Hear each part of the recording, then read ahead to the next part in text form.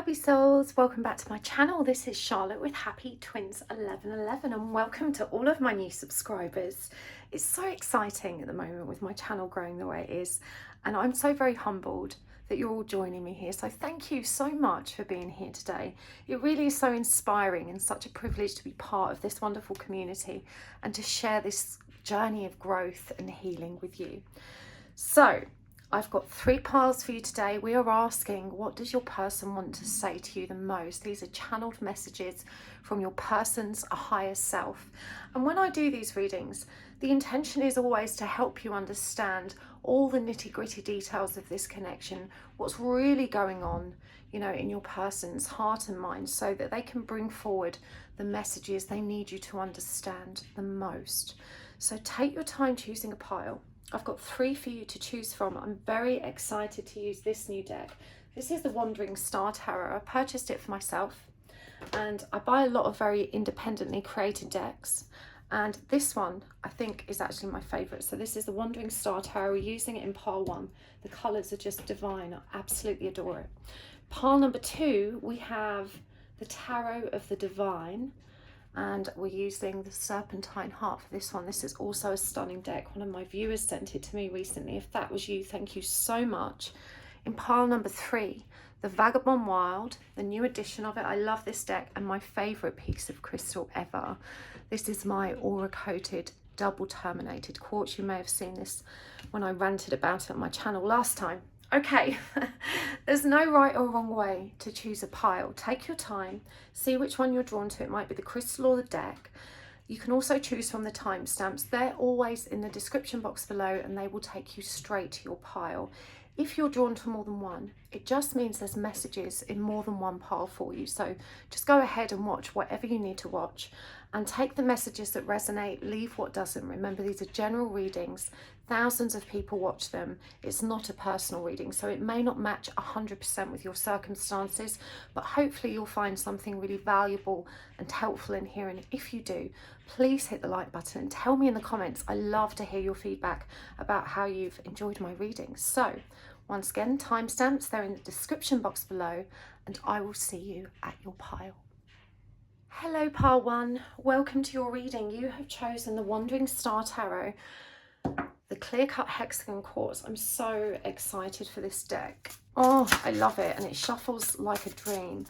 As I mentioned in the intro, I buy a lot of indie decks, independently created decks. They're not as cheap as what you find on Amazon, granted, but they're always such incredible quality. The packaging, the personal touch with the delivery. I honestly think I think it's the colours in this one. I absolutely adore it. I think it's actually my favourite. So I'm very excited to use it for you today. And we are asking, what does your person need to say to you? That's the Moon and the 8 of Cups. I'm going to shuffle them back in, but we'll see if they come out again for us. The Moon and the 8 of Cups. It may be significant. Let's see what else comes out. But yeah, what does your person want to say to you? It may be that they don't know how to say this. Perhaps they just can't string the right sentences together and articulate it in the way that will make sense. Perhaps they don't have the courage. Perhaps it makes them feel too uncomfortable. So when we do these readings, we tap into their higher self, the energy of their truth. So let's see what comes forward for you. We're going to use the charms and the oracle cards and the message cards as well today. There will be an extended reading as well. So if this resonates, you can find the link for that always in the description box below. Pile 1, what does your person want to say? Let's do this. The King of Swords. So that's Libra energy. It could be all the air signs though. The King embodies all of the air power, which would be Libra, Gemini and Aquarius. We've got the Queen of Cups, Cancerian energy. We've got the 8 of Swords. Isn't this deck stunning? The 7 of Swords in reverse. The 4 of Wands in reverse. And the 6 of Wands in reverse. Let's get some more. The 4 of Cups. King of Pentacles in reverse, the King of Wands. Wow, all the kings out. Wow, the King of Cups, literally all the kings out. So that's a lot of divine masculine energy right there. Very powerful, mature energy. Ace of Cups. And the Hermit in reverse. And I forgot to suggest that you ask for a sign. If you want to ask for a sign, signs just help us to validate the messages that come through. It could be an animal, an object, a god, goddess, or deity. Well, wrong deck. I'm going to start with the animals actually. A symbol, a phrase, a song, whatever works for you. Anything at all. You may notice it outside of the reading as well. This is the Wild Unknown Animal Spirit deck, and we've got Spider. We've got Whale in reverse. And we've got Cosmic Egg with a serpent. And from the Chakra Wisdom Oracle, Creation, Quest. Wow, this is such powerful energy, pile one. And Guilt. So crown, throat, and sacral there. And from the Queen of the Moon Oracle,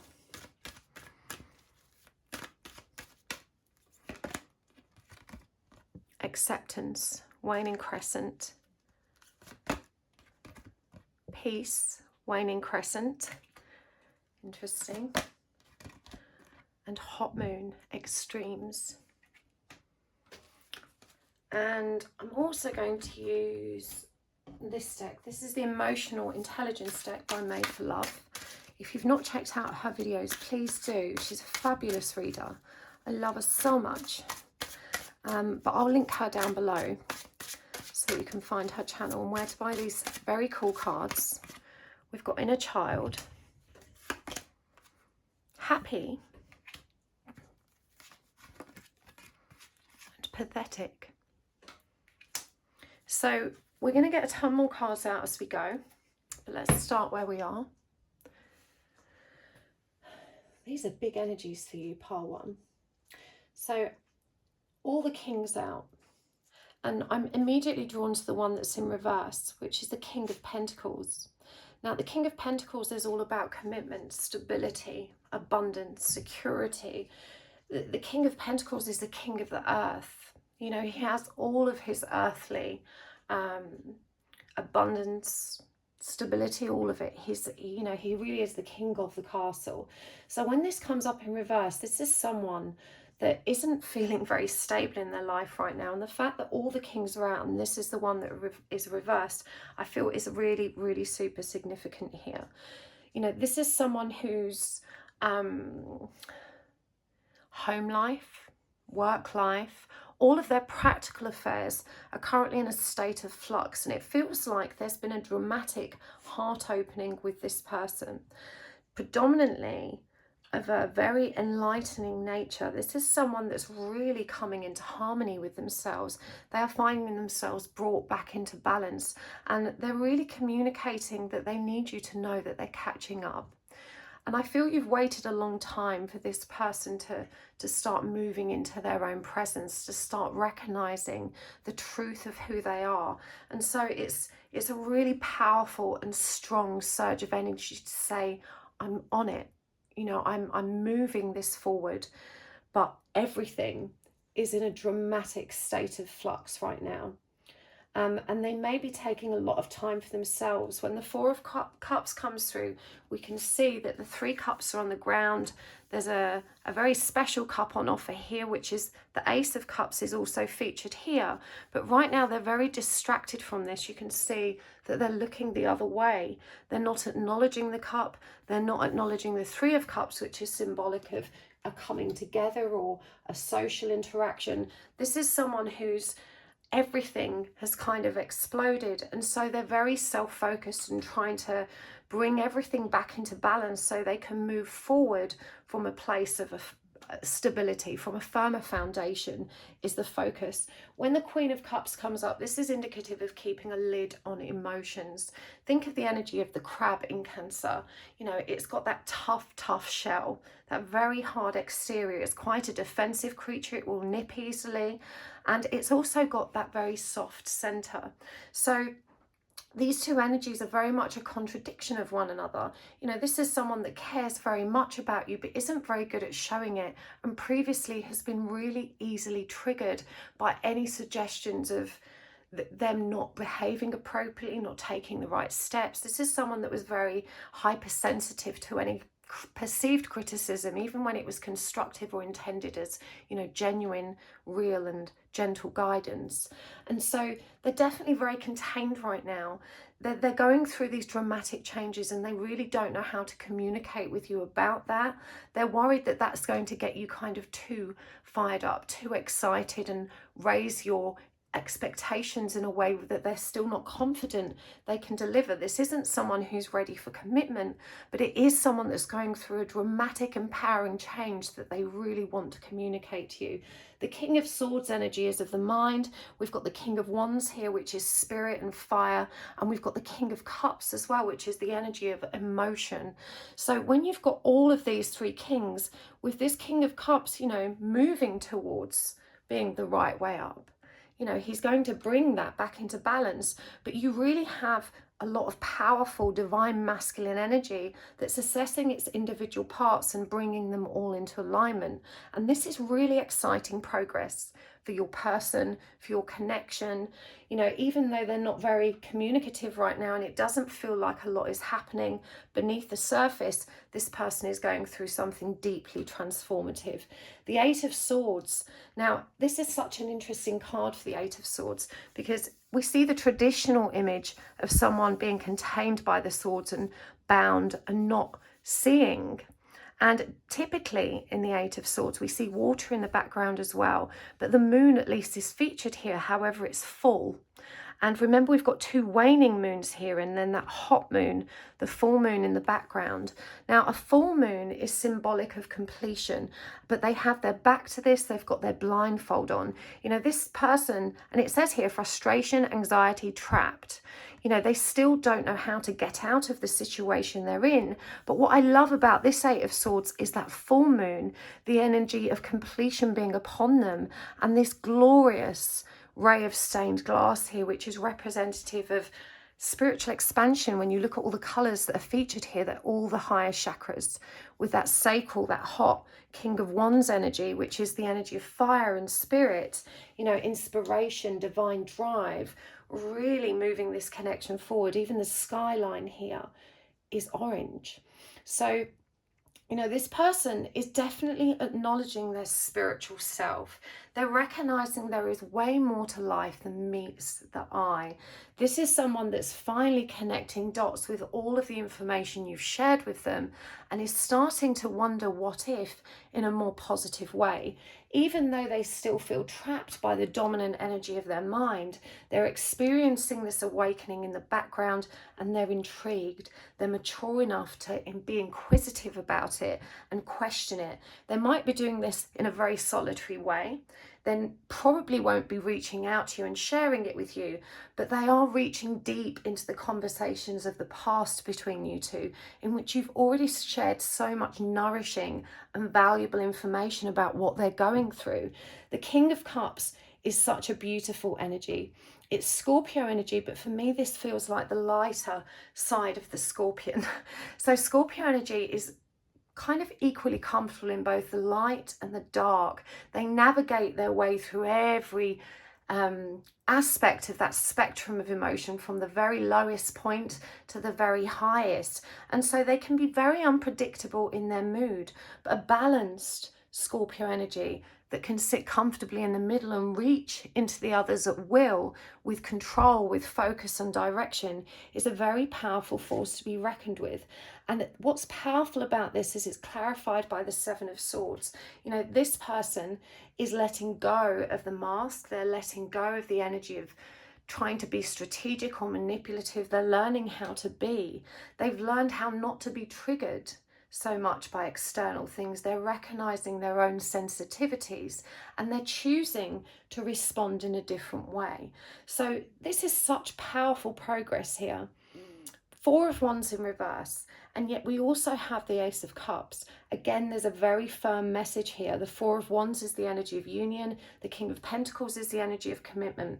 Both of these cards are reversed. The energy is blocked, but the fact that these cards have come up in the reading is really positive because it actually shows us where we're navigating towards. When we turn this card upright and this card upright, you have a very different storyline. So it feels to me like your person is communicating, listen, we're on our way. You know, I'm finally figuring this out. I'm starting to understand. I'm recognizing my own vulnerability and then my need to explore that and honor that. We see this heart awakening with the Ace of Cups. You know, and this beautiful dove here, symbolic of peace. You know, this is the energy of, despite the stormy tide, there is a lot of growth occurring here. Growth in the heart space. It's rooted, which is beautiful. There's so much red depicted here. And of course, the water, as we can see, is fairly turbulent. This is a rush of emotion that this person's experiencing. And it's also a brand new beginning. So you just need to trust that the tide has turned, is what I'm hearing. And I'm hearing as well, this person needs you to know that they recognize your struggle. They understand that it's been such a very long time for you and that you probably are at the stage where you truly have let go of the need for any kind of firm union, and we're very much learning to be focused on self. I'm hearing you've got all the queens as well. So, you know, even though you weren't expecting this at this stage and have finally let go, this feels like a culmination of energies that are now bubbling towards that center point on the bridge. And your person needs you to know that they recognize the work you have done. You know, their higher self is really, really, it's the energy of gratitude. Like really, really grateful. Just grateful for having been such a guiding light. It's just lovely energy. They do need to work independently right now. You know, the spider is all about independent creativity. You can see the spider is very self-sufficient and it weaves its web. And I love that they're weaving all of the colors here again, you know, weaving towards completion. We can see that that cycle is almost done. Again, like the full moon in the background here, but waning is an old energy dissipating. There's something that has to move out of this person's zone of awareness for stability to be restored. So they're definitely making a lot of changes in their life. As I said, it feels like both their home life, their career, all of their practical affairs are being called into question. The whale, another symbol of, for me, Scorpio energy, the King of Cups card, because the whale of all the mammals has the biggest heart. And so this is such a loving energy, but it's also the energy of astral connection, dream connection, spirit connection. Whales communicate through vibration, energy, sound, or even music and song. So this is a powerful energy that exists between the two of you.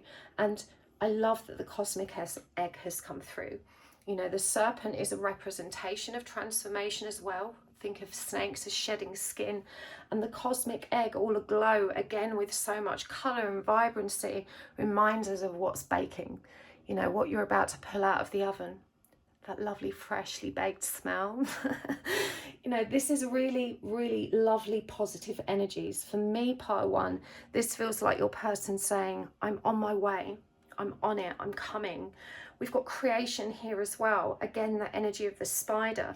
And with it, again, crown chakra. And they're creating with energy. You've got the doves in the background again, symbols of peace. And again, this full moon, completion, it's happening.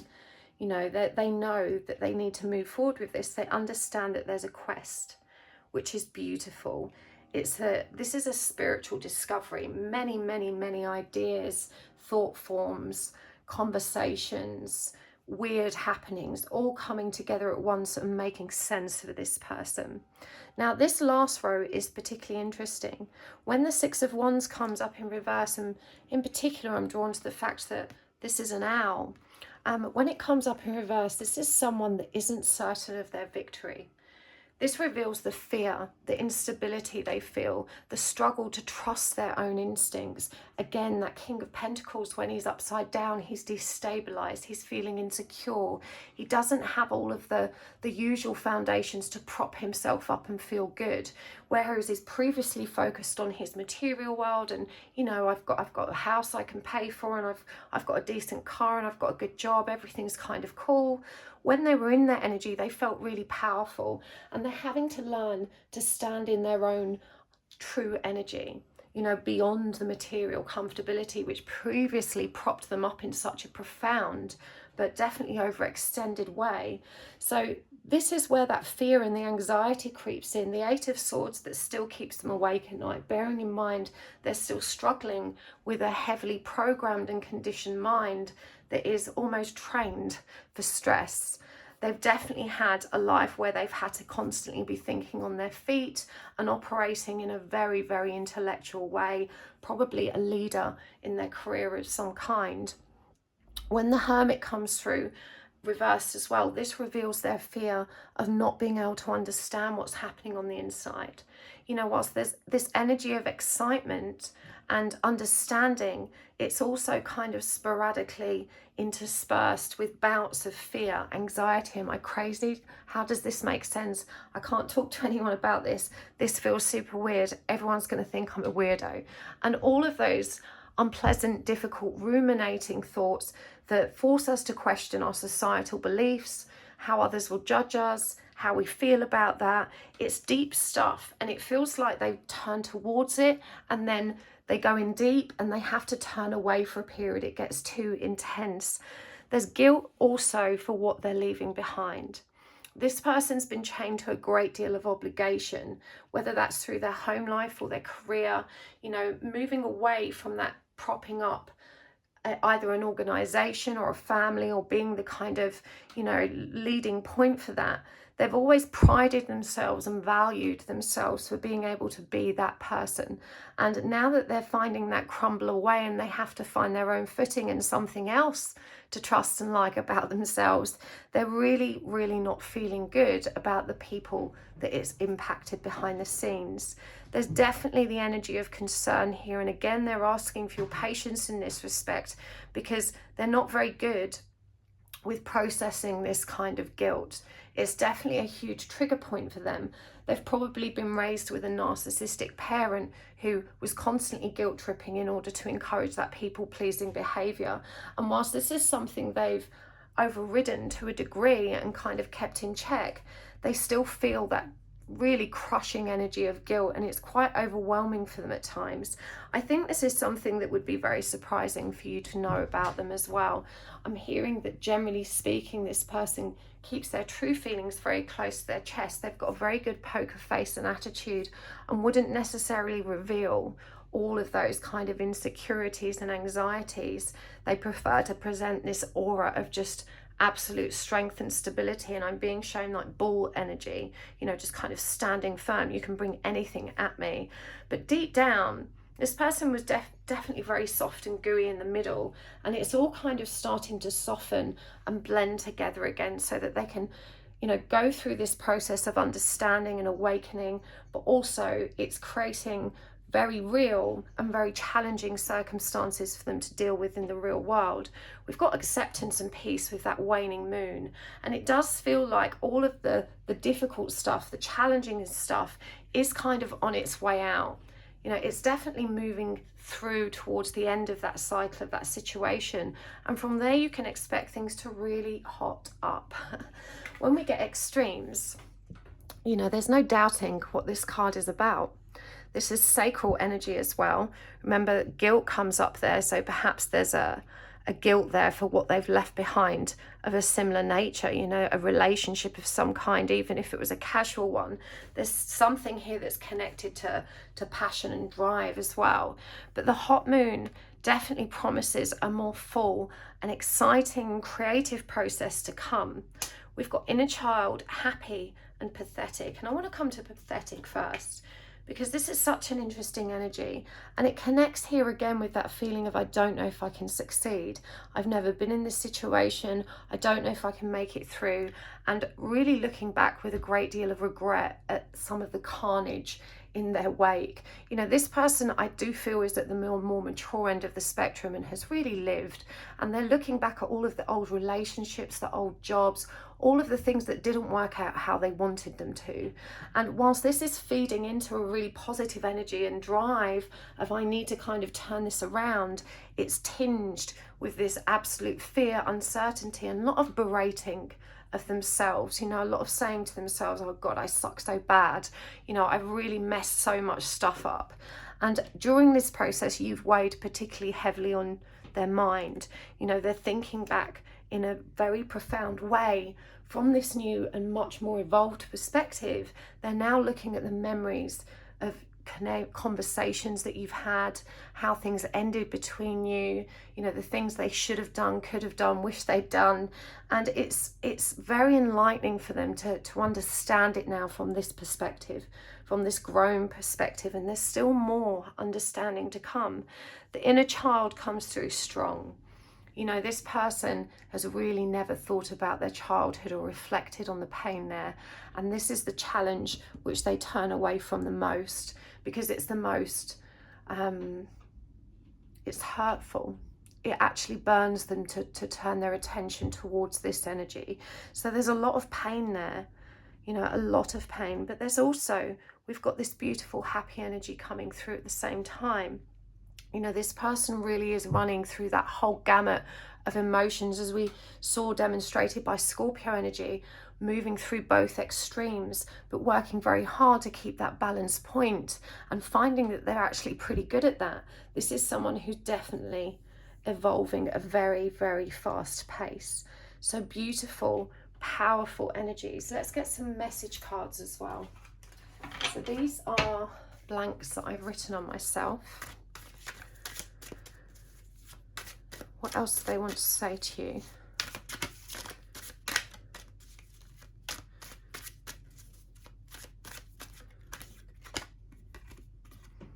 I have so much growing still to do. I'm sorry, I'm just not ready. I am not all the bad things you think I am. We are the same. Learn to appreciate where you are and how far you have come, instead of being so focused on where you are not.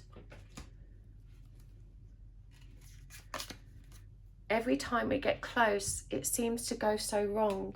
Why? I don't really believe you love me, though I wish it were true. As long as you're trying, I'm staying. But if you want me to, I will let you go. Can you ever forgive me? If I reach out, will you answer my call? I am under no obligation to make sense to you. I dream about you all the time. I can't wait to make my dreams a reality. There's a lot to unpack here, pile one. I think there's a lot of affirming messages about not being ready. You know, that Four of Cups energy of this person just needing time now to really just focus on themselves. And so this detachment may be total. If there was brief communication before, you may find it's petered out. They may be literally moving from one place to another. You know, this is a lot of dramatic upheaval, and it definitely feels like they're withdrawing themselves in every direction. But, you know, this person is very worried about the impression of themselves they have left you with, even though you have expressed some really beautiful and very loving things. They wonder if you were just being so very nice, because they know that that is your nature. And so they're questioning if all the lovely, affirming, reassuring things you've said were just lip service. And they kind of roll it around in their mind because they don't trust that you could value them and love them in that way, because they don't feel that they are valuable or lovable, particularly in light of how they've treated you. And it does say here, you know, can you ever forgive me? I'm really not this person. You know, I feel like we have the same heart, and yet I haven't demonstrated that. I can see now that my actions have been so distorted. As long as you're trying, I'm staying, but if you want me to, I will let you go. And this feels like a very heartfelt message from their higher self, because you've already waited a long time and the struggle has been very, very real. And whilst this connection could be something special in the future, they're aware of what you're wanting now. And they understand that right now you may need something more for you. And they're definitely saying that's okay. You know, I can fade into the background of your consciousness and we can still go about our own journeys, and that's safe. You have to remember that this is a very soulful connection. It will always exist so long as you want it to, but you can also move in either direction. You always have that free will choice, and your person's higher self supports you choosing what's right for you. But they are asking you to learn to appreciate where you are, to recognize how far you've come, and to not be so focused on where you're not yet. You know, the journey is the most important and beautiful part. This person's definitely going to reach out at some point, but they have so much to say to you and they don't know how to say it.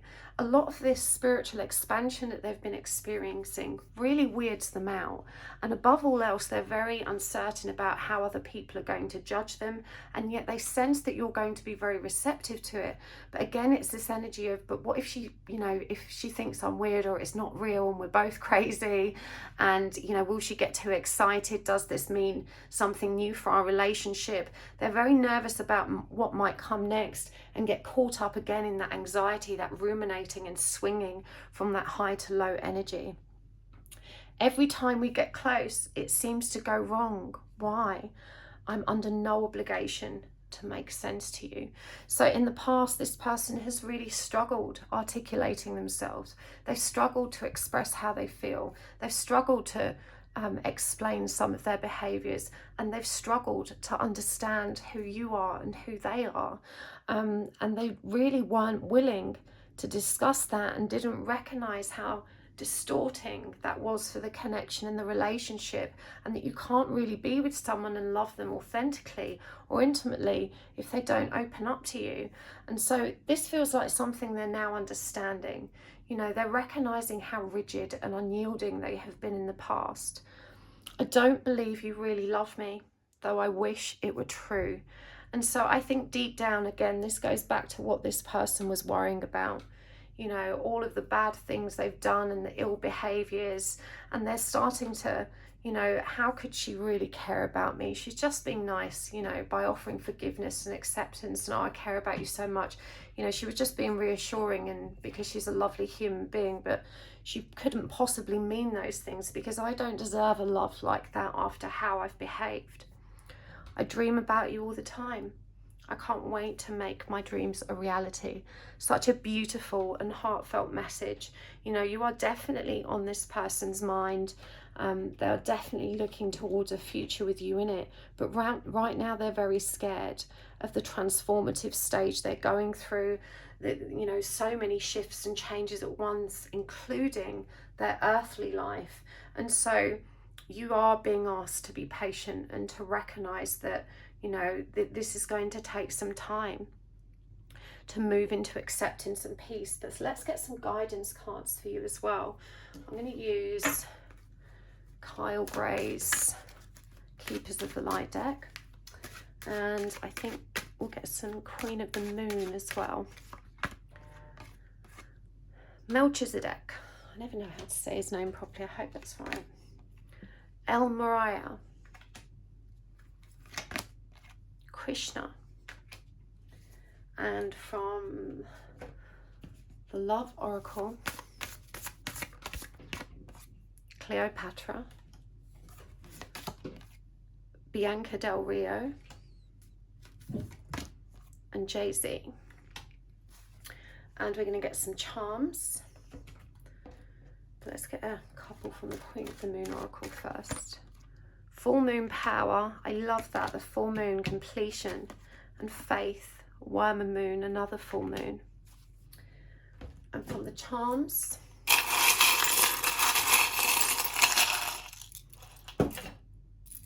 We've got love, paper aeroplane, that comes out a lot, the acorn, the crescent moon, the two of swords, the bullshit remover, no idea, and the hourglass.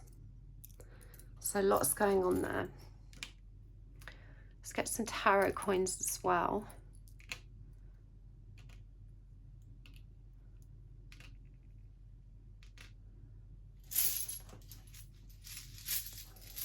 Guidance for you, pile one.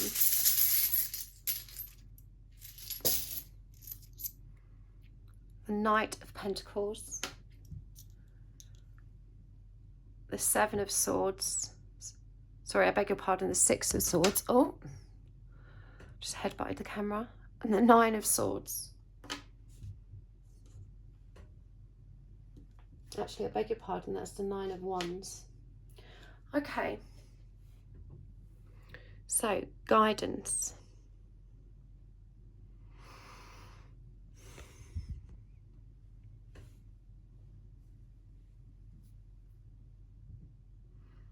This is definitely all about faith. Your person simply doesn't know what to do right now with this Knight of Pentacles energy. They just don't know what the next step is. They're still in a stage of trying to figure it out. But the Six of Swords does promise forward movement, and the Nine of Wands is about endurance. It's about persevering and sticking with this. This is definitely a period of higher learning, and it says here, you have learned from experience, but more inner study is now required to further progress. So, you know, don't be complacent about your own devotion to healing, because we've got awakening presence as well. The universe is within you. Wear a cloak of protection in love. You know, recognize that when you're aligned with your own truth, your own authenticity, when you're present and loving with yourself, this is when you step into your greatest power and you radiate love, and you're naturally protected because of your beautiful full consciousness. Krishna is such a wonderful energy to come through as guidance. Of course, it's highlighted here as devotion. It says, trust your spiritual guidance. Your commitment has been recognized and you are loved unconditionally. You know, this is about developing pride and recognizing your own progress. The same beautiful guidance your person's higher self came through with earlier.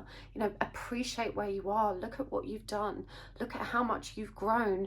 You have all the skills and the tools you need now to reach into source, to reach into love consciousness, to reach into your own truth, and to bring forward all the answers that you need the most.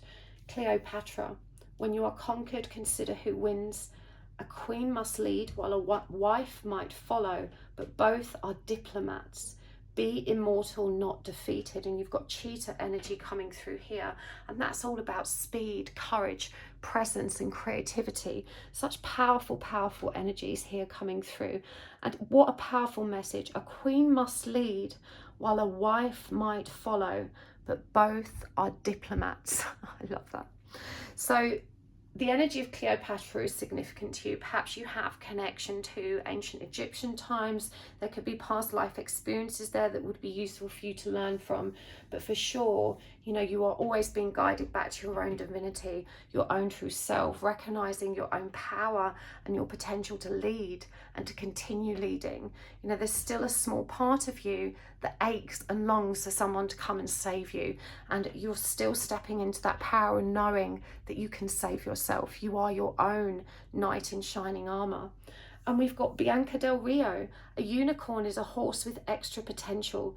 True love is clearly illegal in most states, and everyone needs that special someone who can stroke your hair while you cough with your head in the toilet. So for me, this is fun, isn't it? This is so much fun. This is about embracing life, connecting with your friendship groups, you know, not allowing yourself always to be so stuck in the spirit with spiritual concerns that you've forgotten how to let your hair down and be present with this crazy thing we call life. Definitely you're being called to go out here, to enjoy yourself, to reconnect with friends, you know. And I love that a unicorn is a horse with extra potential. You know, just remember that you're still who you were before. You know, you've just got way more potential now because you've got your unicorn. You're no longer just a horse. So you can still step back into those very grounded energies that you may have become somewhat disconnected from. Jay-Z, avoid one-off deals, or else make sure they are really worth it. The right partner is the one who can match you and then some, who's going to help you run this town tonight. So that's really interesting. You know, there's getting out there, getting flirty, continuing to focus on what makes you feel good. Your person's already given you permission to let go of you know, this connection right now. That doesn't mean you're ending it. It just means that nothing's actually happening in the real world between you. You're both growing, and at the moment you're growing in different directions.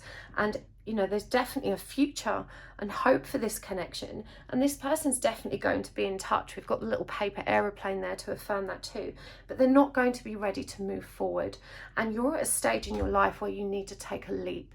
You need to really step into your own life, your own vision, unencumbered by the weight of some kind of soul contract that, you know, could take many months or even years to still come about. You're being asked to enjoy life for everything it has to offer, and to live freely, to embrace your freedom as a divine bearer of light, just to step into your joy, to recognize your full moon power. And we've got faith as well, to remember that everything is going to be okay. The acorn always comes through when there's a beautiful new beginning. I think that's such an auspicious sign for you. You've got the hourglass as well, which is a reminder that everything, you know, comes in divine timing. This person has no idea. They have no idea where this is going, where they're going. Again, this is a deeply transformative stage. They need to weave this last piece of the web alone. But there's definitely a future here, and they're definitely moving towards the final cycle of that. But in the meantime, you can live. You know, you can live. Don't worry about other people's opinions. Don't worry about other people's judgments. You have your person's blessing. You know, they're still indecisive about what they want in their future. They're still learning about love. They're still tapping into their intuition. But your street's ahead, and you can continue moving forward with grace. So I really hope that helped pile one. That was such a lovely, lovely reading. Please let me know down below in the comments if that was resonating for you. I love to hear your feedback. And if that did resonate, you can join me over at the Extended. The link is down below. If not, thank you so much for joining me here. It really has been a pleasure. I appreciate you guys so much, and thank you for hitting the like button and subscribing today. And I will see you next time. Lots of love. Bye. Hello Partu, welcome to your reading. You have chosen the Tarot of the Divine and the Serpentine Heart, and we are asking today, what does your person want to say to you? In this reading, we draw down all the messages from your person's higher self so that you have all the information you need to make better, wiser decisions about how to move forward. So let's see what comes through for you. Take a nice long deep breath, hold your person in mind. You can ask for a sign as well. A sign really helps to validate and anchor the messages that come through. You may notice them outside your usual zone of awareness as well. They might not just appear in the reading, they could appear in your workplace when you're walking around. So pay attention. And a sign can be anything at all. It can be a symbol, an object, a god, goddess or deity, an animal, a phrase, a song, a name, whatever works for you, a series of numbers. There's no right or wrong sign to ask for, just whatever pops into your head. Let's do this. Tarot of the Divine. I'm going to be using the oracle cards and the message cards, the charms and the tarot coins as well. There will be an extended reading today. 3 of Cups. The 8 of Cups in reverse. The 5 of Pentacles. I love this deck, it's so pretty. The Ace of Swords. The 3 of Swords in reverse. And the 10 of Cups in reverse. The 5 of Wands in reverse. The 9 of Pentacles.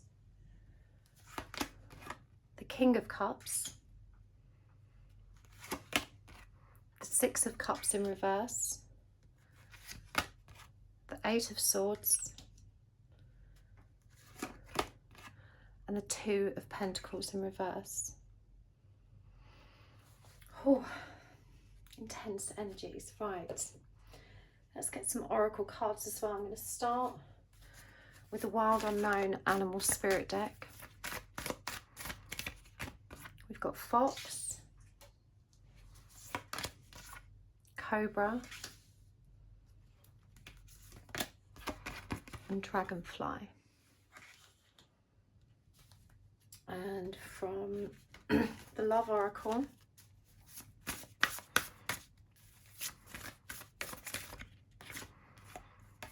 Yoko Ono, John Lennon's widow. Laverne Cox, I love her. Huge fan of Orange is the New Black as well. Elizabeth Taylor. That one came out for pile 1, 2. Let's get some of these emotional intelligence cards. This is a deck by Made for Love. If you haven't checked out her channel, please do. She's a fabulous reader and I love her so much. She's amazing. You can buy this deck on our website. It's a super useful one. We've got Inventive, Uncertain, Jealous, and Hedonistic. Okay. We're going to get more as we go, pile 1, but let's start here.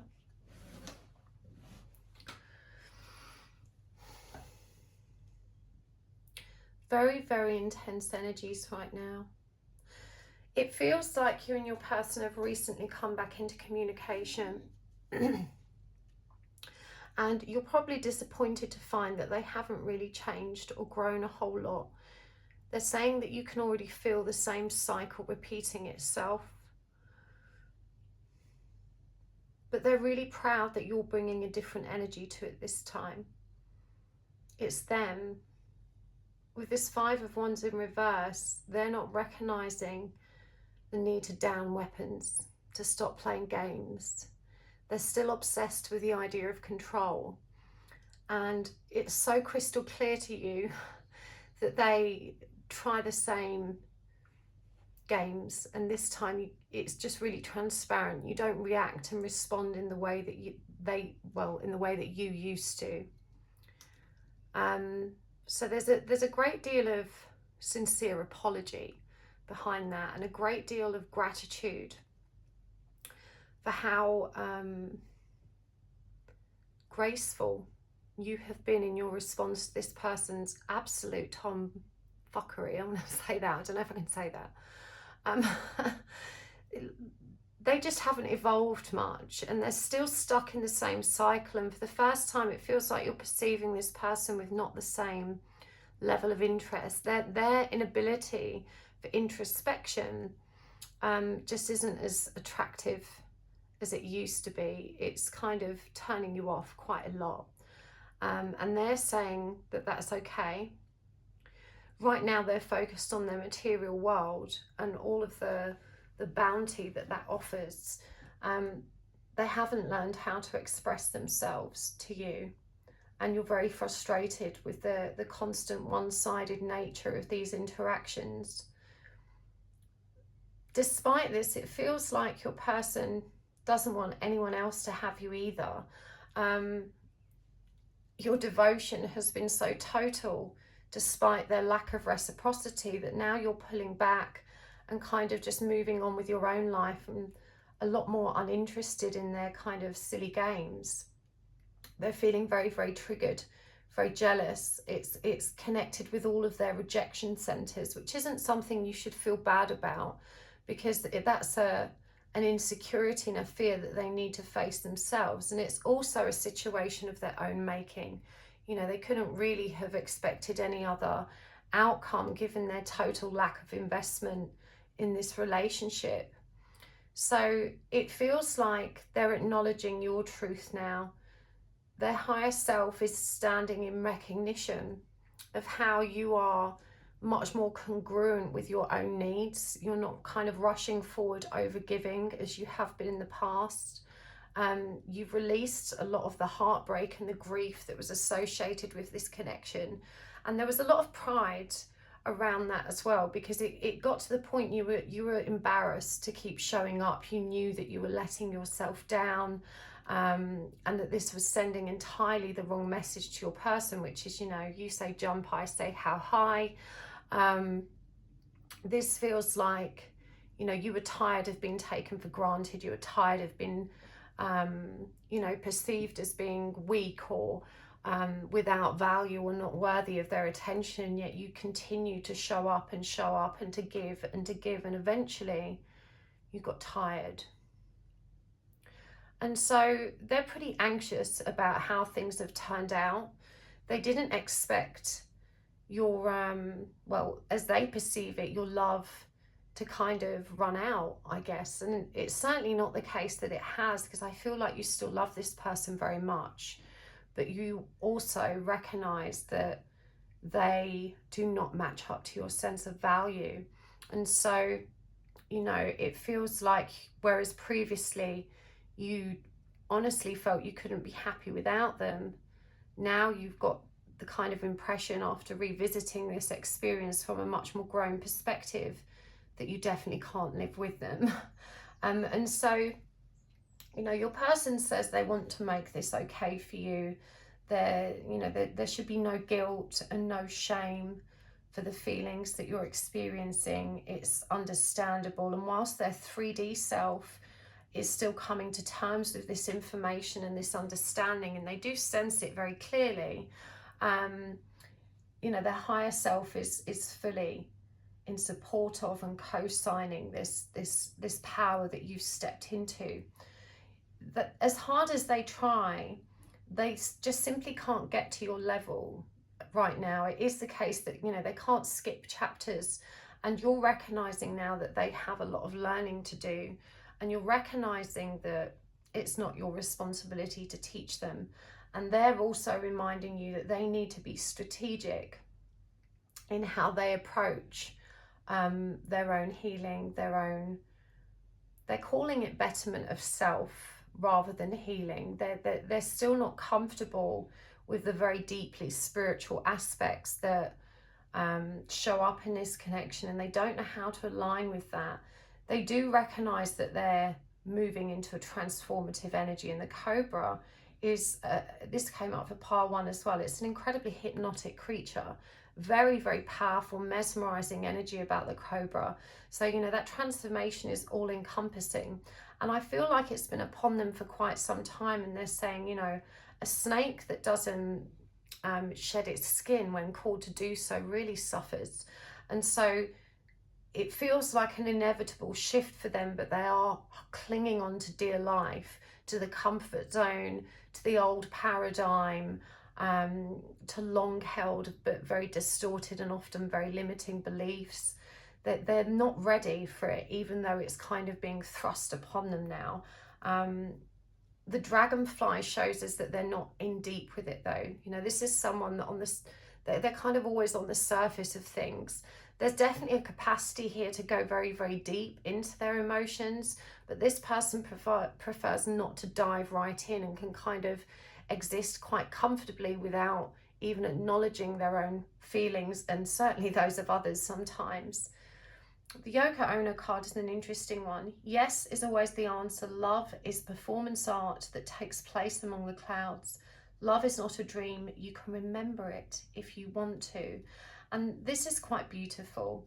You know, I think as divine feminine energy moving into union with self, this is kind of the conclusion that you arrive at, and I think you have arrived at. Love is not a dream. You can remember it if you want to. You know, it's always with you. It's an omnipresent energy. But your person's asking you to just say yes to life. To, you know, I love it says this is love is a performance art. And you've got another actress, well, 2 actresses here with Laverne Cox and Elizabeth Taylor, and it feels like they're reminding you that you're the leading role in this story. This is your story, your book, and you know the next chapter is still to be written.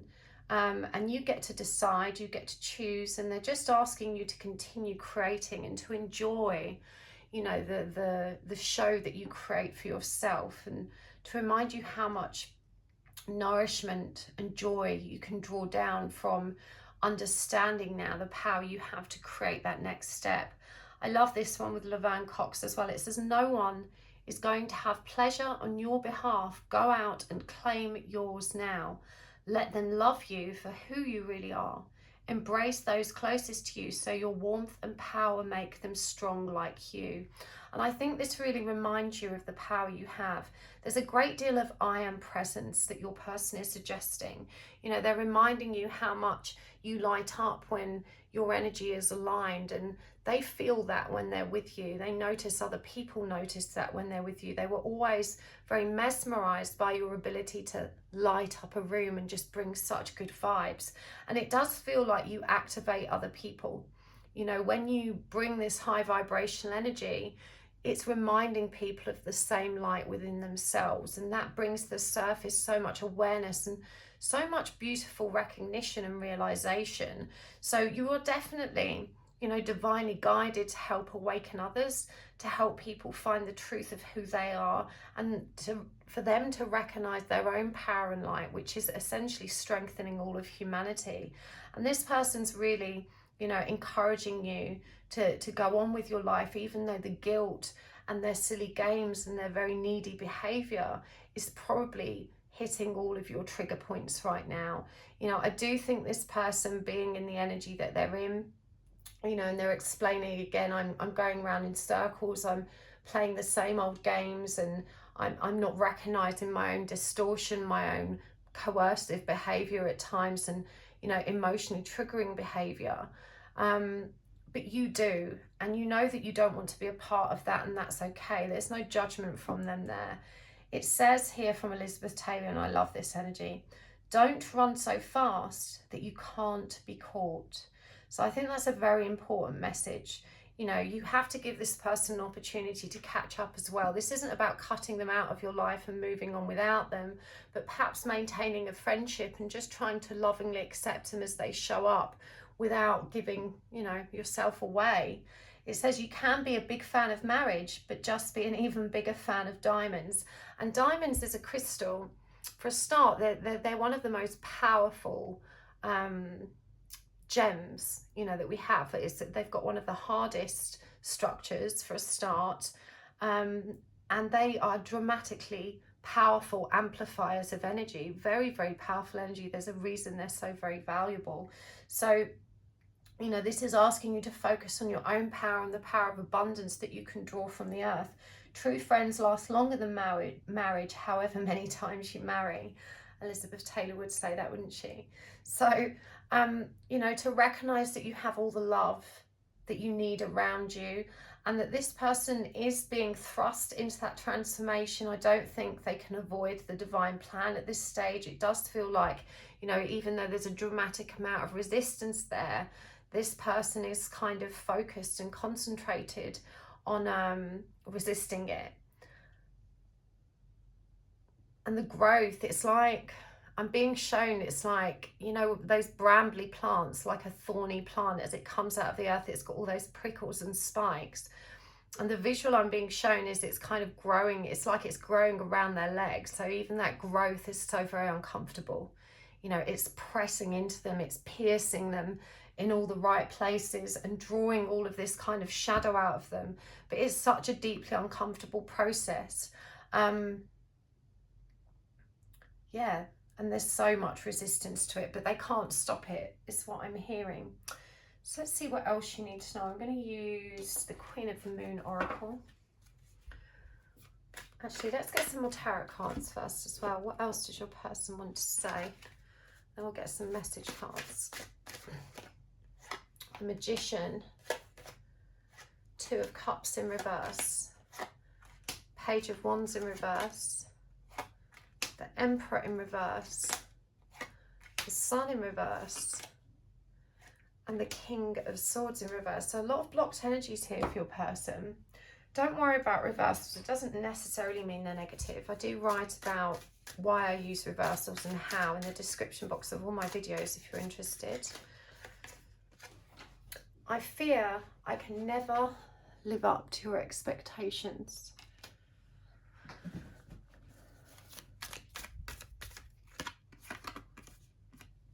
You are a little bit too obsessed with me. Your unpredictable mood swings are driving me crazy. Please chill. This is so funny because this is more on them than it is on you. I can't forgive myself for how I treated you. I'm never not thinking about you. And I wish we could be more than friends. And from the Queen of the Moon Oracle,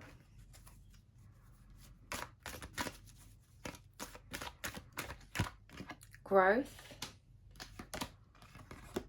the masculine, wow, and the unexpected blue moon. So the Magician, and I fear I can never live up to your expectations, is revealing, because we associate the Magician with trickster energy as well. You know, this is the energy of someone that is, I guess you could say, aware of all their earthly charms and skills and tools, and it's more of that game playing energy, that not being completely connected to their heart space, not even having the whereabouts to know how to step into their heart space. And they know that, you know, you've evolved beyond that silly game, and they don't know now if they can level up. It's a very genuine concern. They sense you detaching, they sense you pulling away, they sense you no longer reacting to their silly games. And they recognize with this Two of Cups here in reversed, you know, that there is some kind of perceived rejection on that side. Their games may have stepped up a little, and I feel like you've been responsive to be polite, but it says here you're a little bit too obsessed with me, and I really do believe this is what this person tells themselves. It came through with such a chuckle, like the higher self of this person is kind of saying, yeah, they wish, you know, but because you've always been so devoted, there's a little bit of cognitive dissonance there as well. Their ego won't fully allow them to accept that you've actually moved on. You know, they really think that perhaps you're just trying to play it cool because you're still obsessed with them. And so they're kind of torn between these two truths. It's a really contradicting energy. It's like, on the one hand, they do feel the truth, they recognize you pulling back, and on the other hand, they soothe their own ego and kind of prop it up by telling themselves that actually, of course, you're still obsessed, you're just playing it cool and, you know, playing the same game they're playing. But definitely there's a lot of confusion and uncertainty around that. The Page of Wands in reverse, you know, I do think because you have been maybe somewhat unpredictable in your communication, because, well, you're just not as interested as you were before. Again, this is them. This feels like gaslighting energy. I really feel like your person's a bit of a piece of work when it comes to this whole control and game thing. You know, they may have accused you of being funny with them, or why are you being, you know, short with me, something along those lines, when in truth you're just kind of doing your own thing. But again, you know, they're explaining that their 3D self is much more comfortable with the idea that you're being unpredictable and moody, rather than you're just not very interested, and therefore your responsiveness is somewhat unpredictable and sporadic. The Emperor in reversed. You know, this person is aware of their distorted masculine energy. It says here, I can't forgive myself for how I treated you. Certainly on reflection, they're aware of their own wrongdoing. And I feel that it's really important for this to come through in this reading, because they really don't know how to say that to you.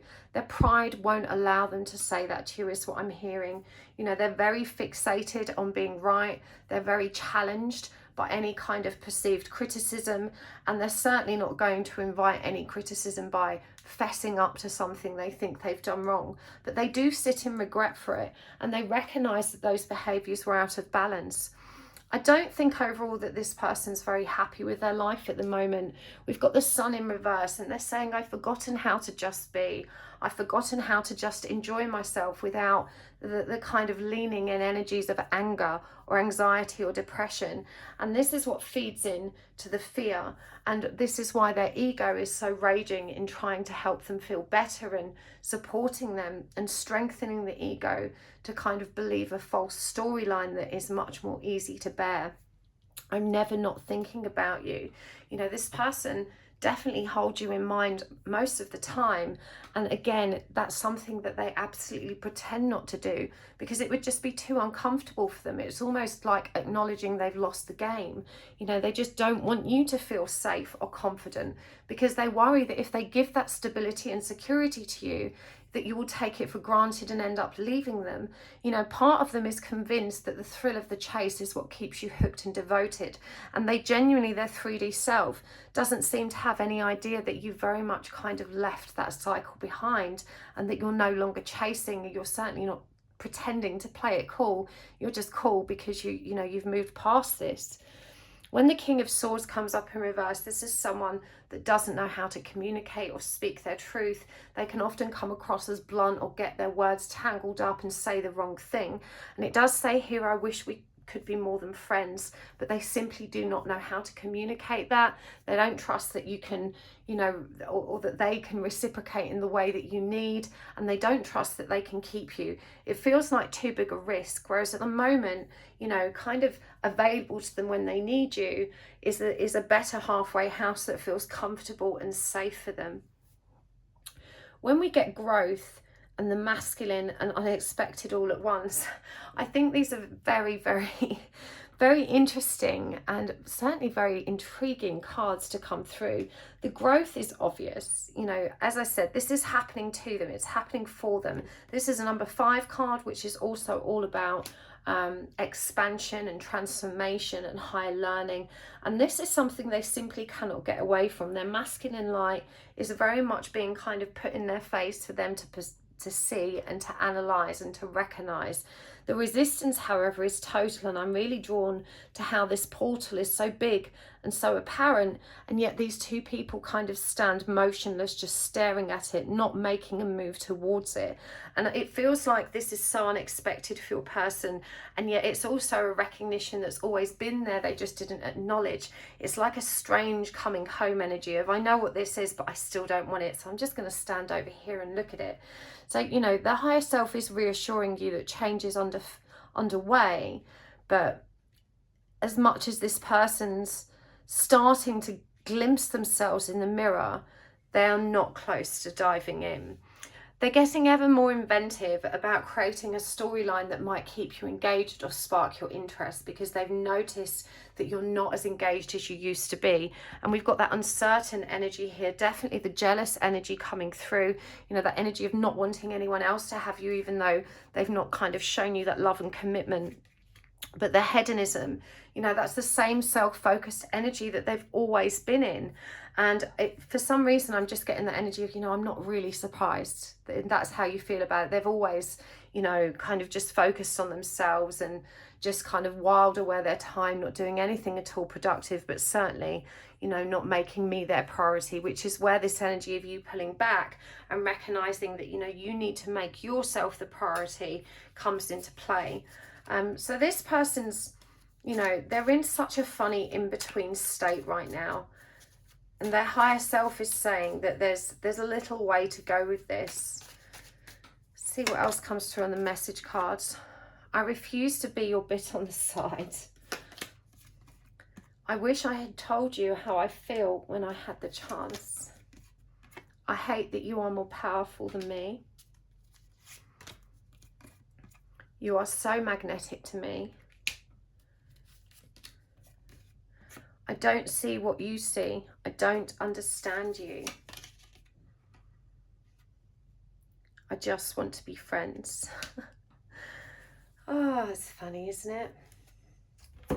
So, this person is such a bundle of contradictions, and honestly, I feel like they're even laughing at themselves. I refuse to be your bit on the side. And honestly, this feels like a very tongue-in-cheek statement.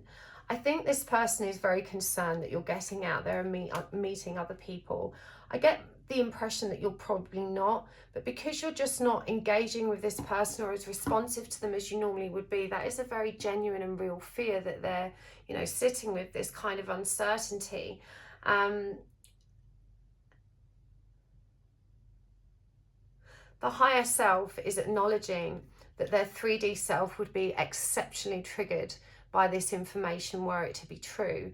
And they're asking you to consider why you keep that under your hat, because it seems to be that you probably are aware that this person is thinking this and that you're quite happy to let them go on thinking it. So this kind of power struggle is definitely a sincere thing in your mind, even if you haven't acknowledged it.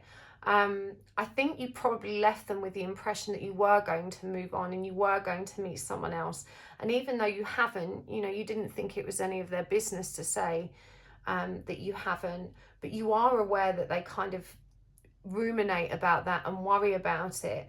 And so they're asking you to consider the root behind that shadow aspect, why you're actually doing that, because it does feel deliberate, and that you do get some kind of power kick from it. It says here, I wish I had told you how I feel when I had the chance.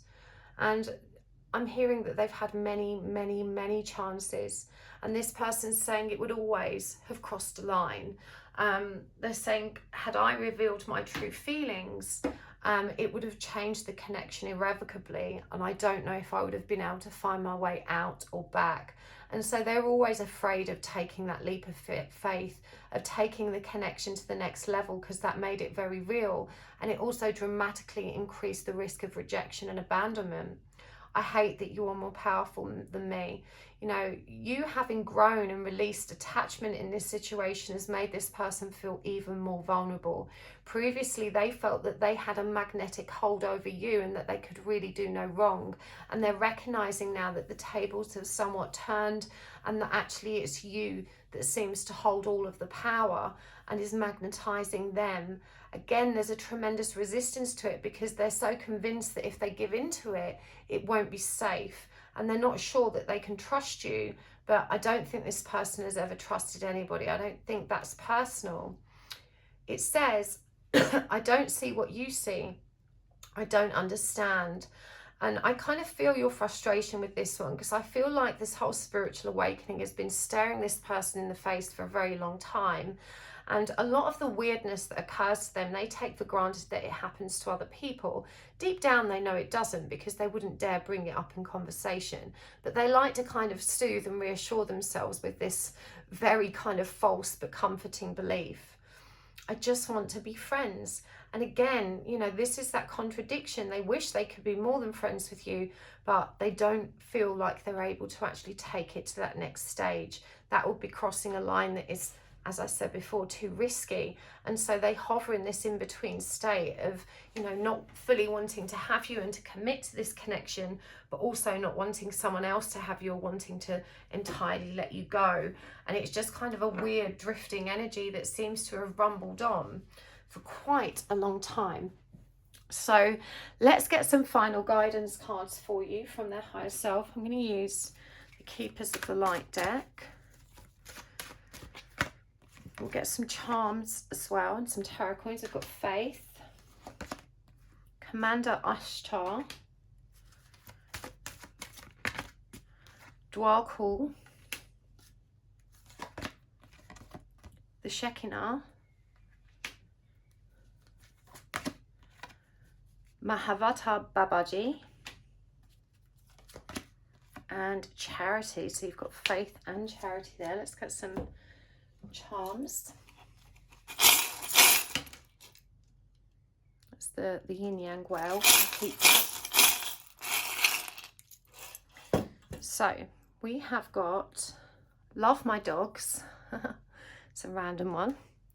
We've got Lit, the Twin Quartz, Friends Don't Lie. It's a Stranger Things reference. The Clock. We've got Dusk Until Dawn, and we've got Sad Songs. Let's pop them down there, and we'll get some tarot coins too as well.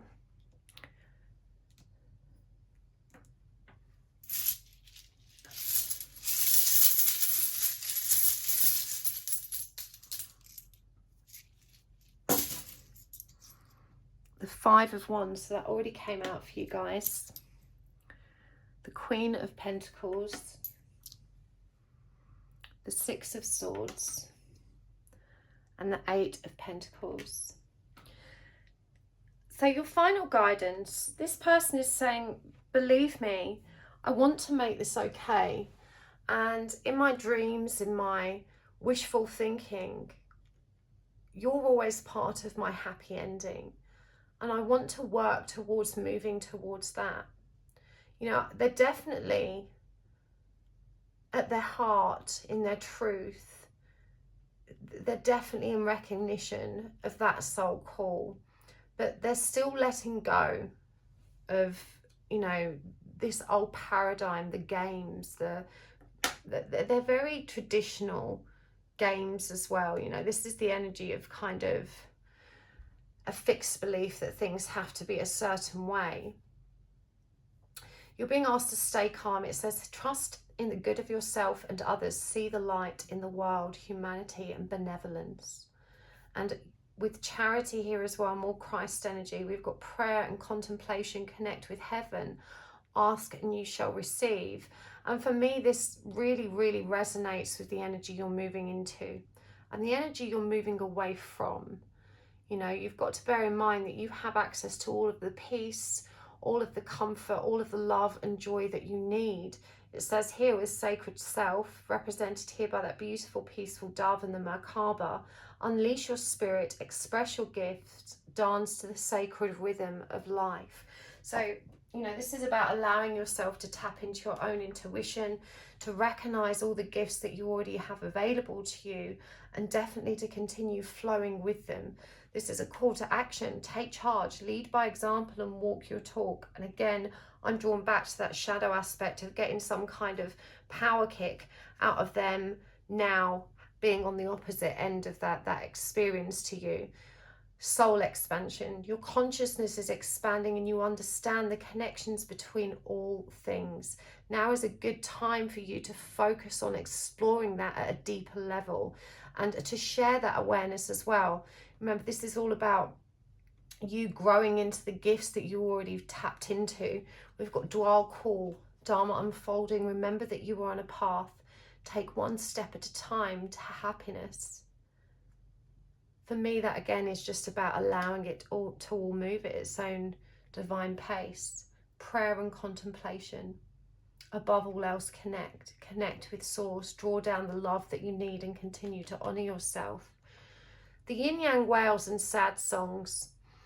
This is a really powerful combination. For me, this is about how each of you struggles to express your dark and light aspects to one another, but you constantly communicate through the energy of music, and that there's so much love and secret feeling to be found in the songs that you two have shared. We've got lit, and for me, this is about just trusting in your light, you know, recognizing that you have the power now to move forward with grace. Friends don't lie.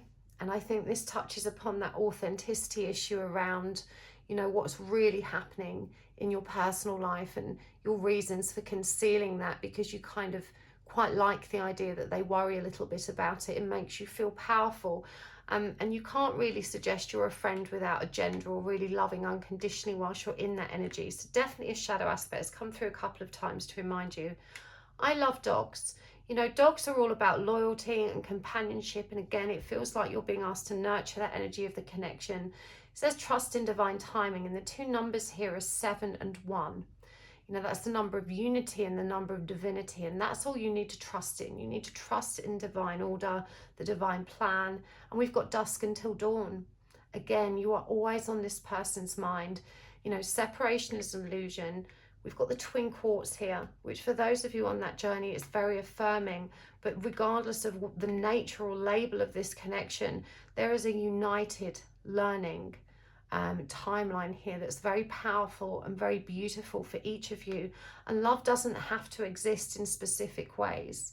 You know, it can exist in all guises. It's not just about romance. And it does feel like your person's saying, even though it's a challenge for me, I do respect and value the friendship and I appreciate it.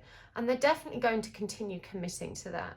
But it feels like it's you that's not as committed to it now. And you're being asked to decide, to choose what you want. And it does feel like there is value in that committed and graceful friendship. So I really hope that helps you, part 2. Thank you so much for tuning in today. I'm going to take this over to the extended reading.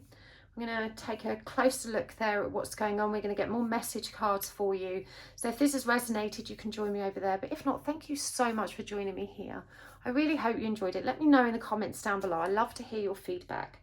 And thank you so much for hitting the like button, for subscribing, and for just being here today. Thank you, and I will see you next time. Bye.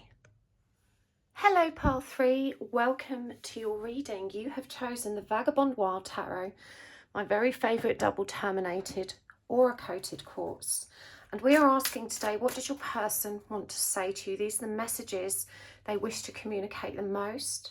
And these are messages that we receive from their higher self. So it may be stuff that their conscious self could never possibly say to you because they don't have full awareness, understanding themselves. Perhaps these are messages they're too afraid to tackle with you.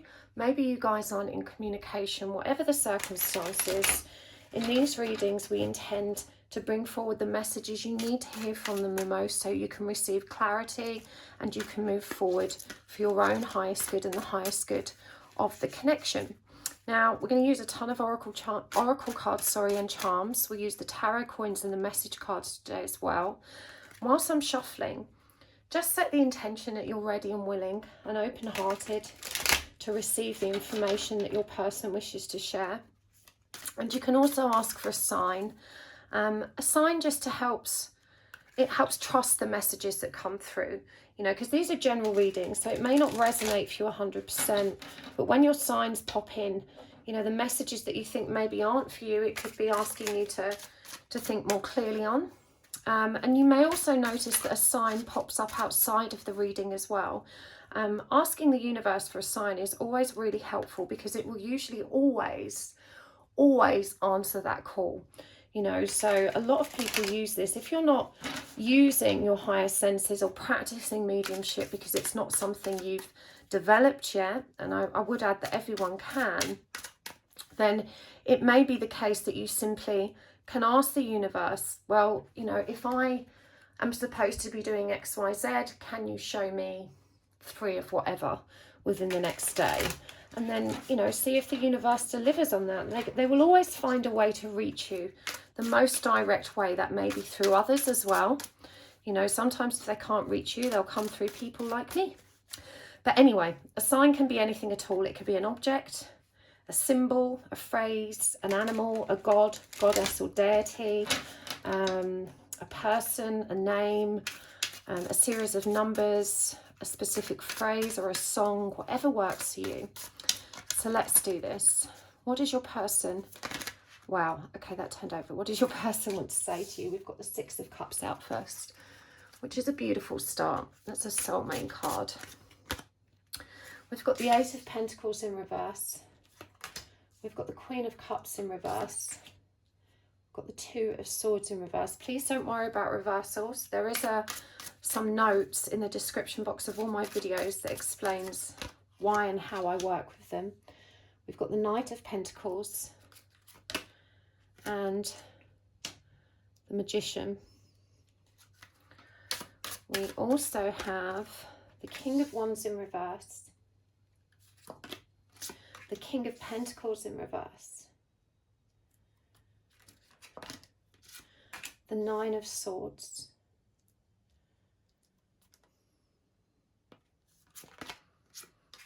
the Fool, the Queen of Pentacles in reverse, and the Queen of Swords in reverse. Very interesting. Okay, let's get some more. From the Wild Unknown Animal Spirit deck, we've got Buffalo, Horse, and Moth. And what shall I get next? I'm going to get the Chakra Wisdom deck. We've got Discovery, Creation, and Victim. And from the Love Oracle, we've got Bianca Del Rio, Edward VIII, and Laverne Cox. And finally, from Made for Love's Emotional Intelligence deck, and if you haven't checked out Made for Love's channel, I strongly encourage you to do so. She's absolutely fabulous. I'll put a link to her channel down below, and you can buy these cards from her website as well. We've got Strong, Pathetic, and Yearning. Okay, so I'm going to be real with you, pile 3. This might be a triggering reading for you. There's definitely a lot of potential in this connection, and your person felt an incredible spark and connection when they first met you. The first card out here was the Six of Cups. This person knows there is a soul connection, even though that defies their beliefs on spirituality. I do feel that your person's maybe quite atheist or even agnostic. You know, they're not deeply spiritual or faithful when it comes to religion and spiritual matters, but they just felt this powerful jolt when they met you. They felt the magnetism, and they're very confused about how things have worked out between you, because their very first instinct was, wow, I've met the person of my dreams here. This is a very magnetic and very special connection. But it just hasn't worked out that way. This person senses a very deep neediness in you, and they need you to understand that it makes them very nervous. They've been in a relationship with a person that didn't have healthy boundaries before, and it was an absolute mess. It was very toxic, and they made themselves a promise that they would never enter into that kind of scenario again. Freedom and autonomy is very, very important to this person. And these people-pleasing tendencies that you're demonstrating are a huge red flag to them. They understand that if you are prepared to drop everything, for them, you're likely to expect the very same energy from them. But they don't like to get lost in a relationship, especially not early on. You know, they don't like to be consumed by a relationship. They need to be with someone that values their independence. They need you to value your independence. You know, they want a relationship in which both people have room to breathe. So it feels like they're saying you're stuck in a really vicious cycle of overgiving. It's overachieving, overanalyzing. And this person can feel it in their bones. They sense it in you very strongly. You may have tried to play it cool, but they're sensing this from you. Now, their attitude is, it's not my job to fix anyone. And they don't generally like people that complain and dwell in trauma or self-pity. They see life in a very practical way, and they're quite repelled by extremes of emotions. So at the first sign of emotional intensity, they tend to run a mile. You know, they're looking for someone that's got a fairly healthy and balanced perspective about them. Now, what's really interesting about this is that your person isn't necessarily healthy or balanced themselves. They think they are, but that your person is very, very good at carrying their pain. They're very good at leaving the past in the past and ploughing forward with a fairly positive mindset, but they're not aware of their own behavioural struggles. And so they are saying, listen, I know that this isn't just about you, and they certainly don't want it to come across as blaming you. We've got 2 kings in reverse here as well as 2 queens, and I think this very clearly demonstrates the distortion in each of you. The counterparts here are both in reverse, the King of Pentacles and the Queen of Pentacles, and these energies are all about stability, self-sufficiency and abundance. And when both of them show up in reverse, you know, this person's really saying neither one of us is ready for this relationship right now. We both have so much to learn. But in explaining to you how they're sensing your neediness, they're trying to help you understand why this connection isn't working right now and how they're feeling about it.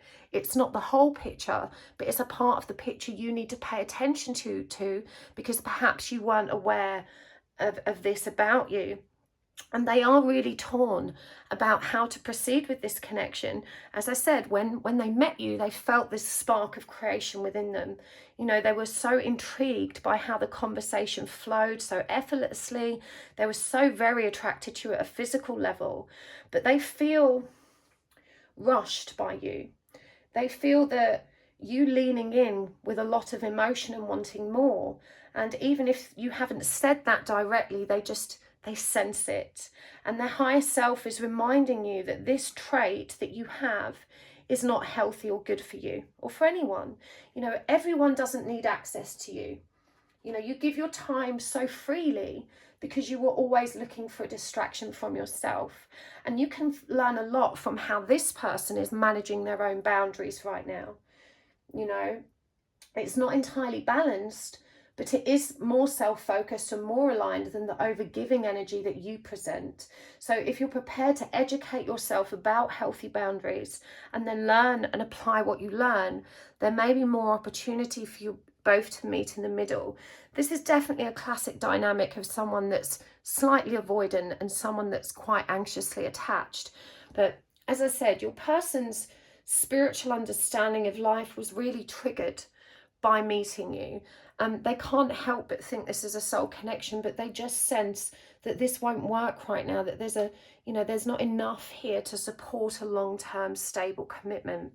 They've got the Nine of Swords here as well. You know, again, this demonstrates their fear and anxiety about history repeating itself because they became so confined and oppressed by the relationship they were in previously, where all of this kind of emotional intensity, emotional manipulation was present. And they're not accusing you of being emotionally manipulative, but they're reminding you how empathic people with anxious attachment cope. It's not an intentional coercive behavior, but you might say things like, you know, I'm really hurt that you didn't call me when you say you would. And that's inducing guilt. And so even though it wasn't designed intentionally to be coercive, it essentially says, I'm making you feel bad because you make me feel bad. Don't make me feel bad again, and then you don't have to feel bad. And it's a vicious cycle.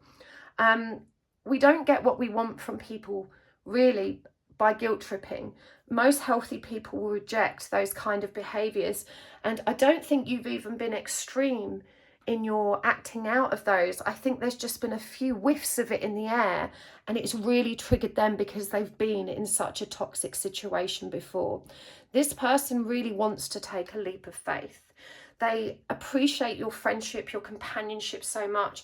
They're saying that when you guys spend time together, it just flows so very magically, but they can't shake this indecisiveness, this feeling in them that this isn't just quite right yet. And rightly so, because it's not right yet. You know, both of you still have work to do. We've got the Knight of Pentacles here, which is not taking action. So you may have found that this person, you know, they haven't been very forthcoming, but neither have they closed the door. We've got the Queen of Pentacles in reverse. And remember, this is really indicative of neither one of you being ready for this. But the Knight of Pentacles is also someone that thinks things through very carefully. You know, they're not impulsive in their decision making. They're, you know, right now they're figuring it out. They're forming a plan as to how to move forward. It does feel like when this person tries to inject some charm and lightheartedness into this connection, you can be very triggered or cold and responsive to that. You know, this person is what I describe as maybe arm candy. You know, they might get a lot of attention, and that's something you can find quite triggering. And again, small comments that you've made here and there have been perceived as quite passive aggressive and kind of you might have said it with a smile and a chuckle, but it was a very clear warning to them that, you know, you're cautioning them against behaving in certain ways around you. And they didn't like that, you know, and these are the things that kind of trigger and worry them. And they're saying, you mustn't feel bad about this because you're not aware that you're doing it. You know, all of these traits and behaviors are carried over from your own difficult relationships, and they're all rooted in the fear that you're going to repeat that cycle again, or that the people you get involved with will repeat that cycle again. And so you find yourself, you know, making such comments just to protect yourself. There's no shame in it, but they are asking you now to look at how unhealthy that is for both of you. We've got Buffalo energy, And buffalo energy is all about stability. It's all about standing firm and standing strong. And I do feel that ultimately, whilst this person, you know, they may not have been really responsive and kind of super, you know, super into you, neither are they pulling away too fiercely. It feels like the lines of communication are open. They're just keeping you at arm's length and, you know, maintaining their freedom right now with this horse energy. The moth is a powerful symbol to come up. The moth reminds us that you both have the potential to come out of the dark into the light. They're saying both of you suffer with anxiety and depression related from the past. They're just better at burying it than you. And because they're so afraid to face it, because they still think it's so pointless to face it, they're quite harshly judgmental of people that tend to wallow in it. And we've got this victim energy here coming up. And, you know, you may have discussed some of your hardships with them, and you know they just don't have space for that, rightly or wrongly. You know, I'm not saying it's the right approach, because that's how people get to know one another and learn to understand one another. But if you're complaining a lot, if you're talking about these things a lot, you know, they're just thinking that that's all you're about. And so that's something that's also kind of triggered them, waved a red flag, and caused them to keep you at arm's length. Ultimately, you two are going to, weirdly, I was going to say you three then. That was my first instincts. That may mean something to some of you.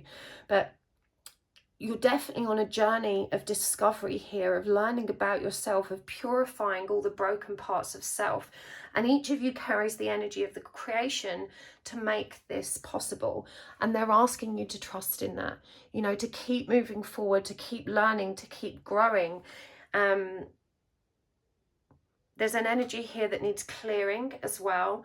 And they're saying that this is something you've already been working at. So you may have looked for meditations or things online that help you clear and transmute energy. And they're saying that's something you need to continue with, because it's really beneficial for you and the energy of this connection. Got strong, pathetic, and yearning. Isn't that interesting? What an interesting combination. You know, this person recognizes your strength. And as I said, I do think you're both quite high achieving people. You may have lots of areas of your life in order, and they do perceive you as a strong and very capable person. But when you switch into this victim mode and you start complaining or start demonstrating these kind of needy energies, you know, they really, really struggle with that. They sense your yearning and they recognize that it's out of balance. Bianca Del Rio, I love this card because it's so fun. A unicorn is a horse with extra potential. Now, remember what they said about freedom, and the horse is a representation of freedom, and they want to find another horse. You know, they want to find someone else that values their freedom. And what they're actually getting here is a unicorn. So please recognize that once you start to shake off all of these codependent behaviors, and I'm guided to remind you that it's not what you say or do. You can play it cool all you want, but your energy precedes you. You have to literally work at transmuting those energies. You can't just pretend not to be that way anymore, because energy doesn't lie. So, you know, just because you stop saying and doing needy or codependent things doesn't necessarily mean it's going to have the desired impact if your authentic energy and truth behind it isn't aligned with your behavior. But, you know, they see that extra potential in you. And it says here as well, true love is clearly illegal in most states. And I think this really demonstrates their fear of also getting too intimate. Remember, we said this person's a little bit avoidant, and they're saying, you know, I'm not super comfortable with all the gooey, smushy kind of love energies. I'm always a bit more kind of on the fence, a bit more reserved with that anyway. Everyone needs that special someone who can stroke your hair while you cough with your head in the toilet. But they're saying that's not me. They're saying that they are very reluctant to get involved in a relationship where they prop someone up or are responsible for looking after someone. They're looking for a connection that's more interdependent. That's where, of course, you know, if we're having a bad day, we can help each other out, but, you know, we should be able to stand on our own 2 feet, and it's a happy bonus to have that support and not a necessity. Previously, they felt imprisoned by trying to support someone else constantly that way and felt very drained by it. And again, this is why they're very, very triggered. Edward VIII coming up is really interesting, and I want you to remind you who Edward VIII is. He is the king a British king that abdicated the throne so he could marry Wallis Simpson, who was a divorcee. So the royal family couldn't allow a marriage between them. And it says here, one knight can follow you for the rest of your life. A king is nothing without the woman he loves. Make your own kingdom and choose your own family. So, you know, this person is aware that there are sacrifices to be made if they're going to move into a connection, into a relationship. They're going to have to sacrifice some of that freedom at least. And even though that's something they want for themselves in the long term, there's a lot of indecisiveness around it. And it just feels so finite. One night can follow you for the rest of your life. And it does feel like that's what's happened here.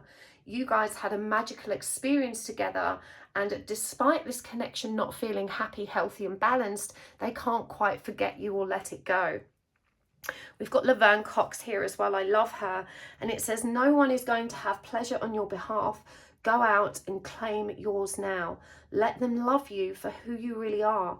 Embrace those closest to you so your warmth and power make them strong like you. So, you know, this is all about learning to stand on your own 2 feet. And this person, you know, as I said, they're very good at carrying their pain and marching forward and enjoying love despite the weight of it.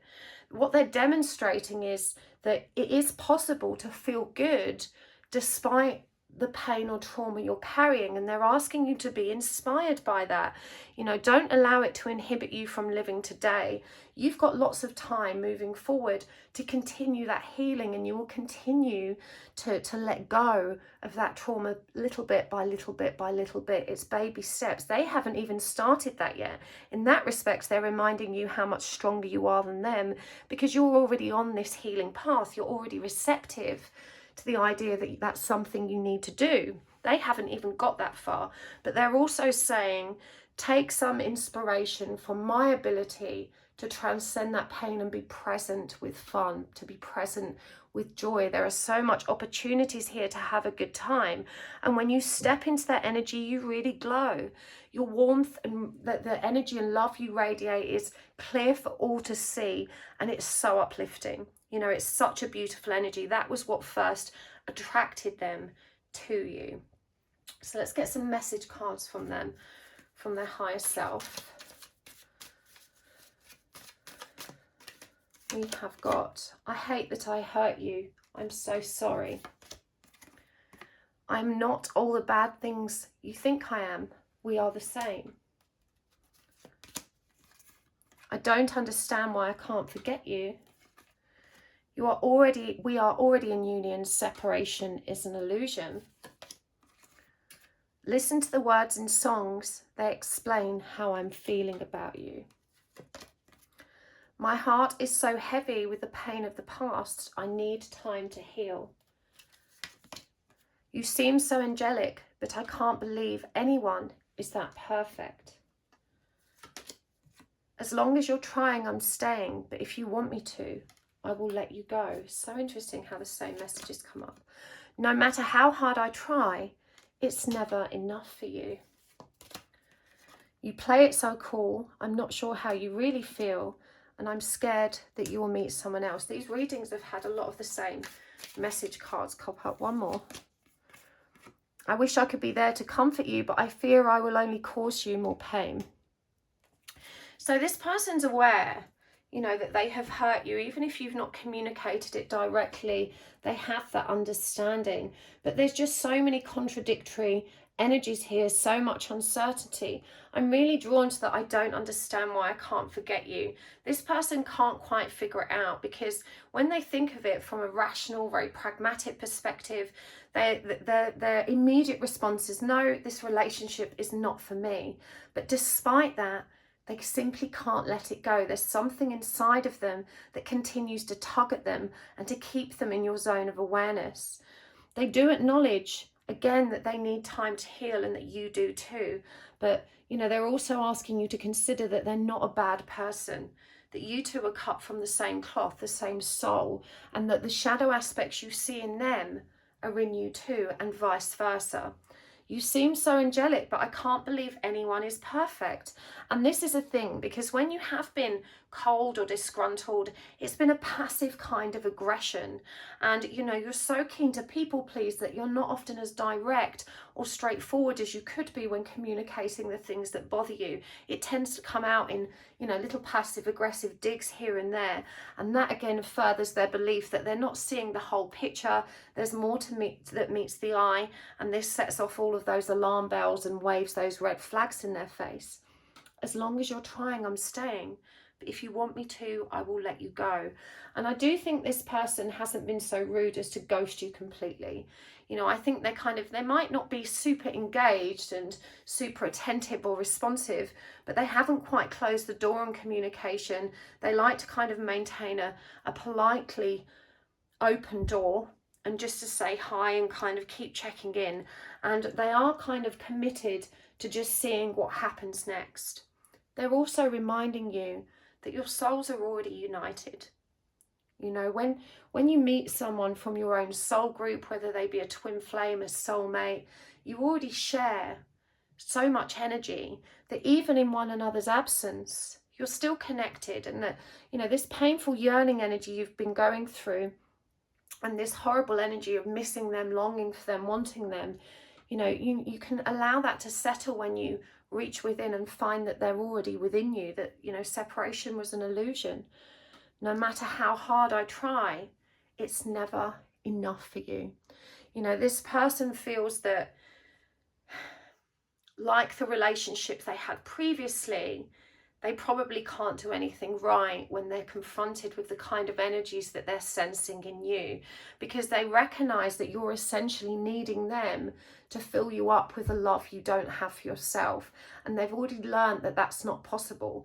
They've already learned that no matter how much they reassure a person who's broken and not loving themselves, they can't actually fix them.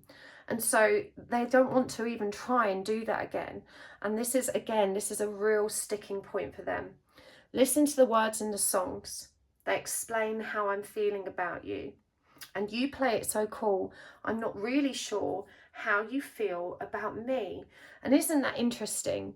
You know, again, it's not like you've rushed forward and declared undying love. It's your behaviours that demonstrate an overall neediness and codependency that has put them off. But you've never actually verbally said it out loud. And now that there's some distance between you, they really are wondering if they got that right. You know, they're not entirely sure. They know there's something there because you guys are still kind of communicating, but they're not entirely sure what that is.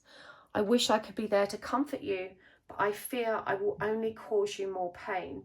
And this is regards the pain you have expressed. This might have been family pain, trauma about an ex, or something that's really been bothering you that, you know, when you I guess, gave them an opportunity to help you and support you in this way, they may have been very cold in their response. They may have just, you know, listened but not really had much to say and then politely detached. And they're just, you know, explaining that they don't have it in them to be that person right now. And to have pursued this connection, knowing that about themselves, would have only been more hurtful for you in the long run. But this is really interesting. I'm scared you will meet someone else. You know, whilst they're sat in this energy of indecision, whilst they're confused about what they do or don't want, they do get quite jealous and concerned when you appear to be, you know, connecting with someone else that may be a potential romantic interest. So that's a fairly positive sign.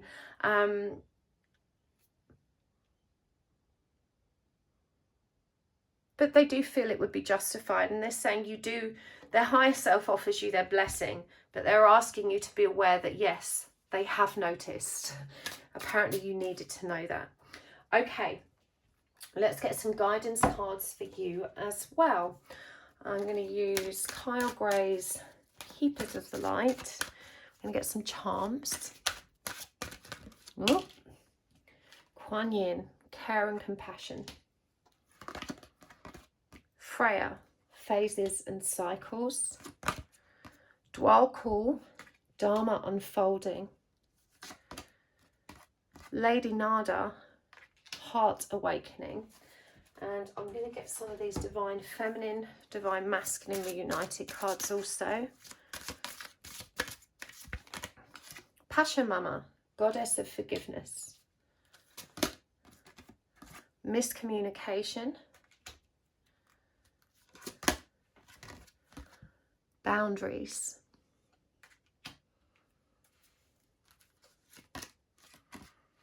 And Mary Magdalene, goddess of strength. Okay, let's get some charms.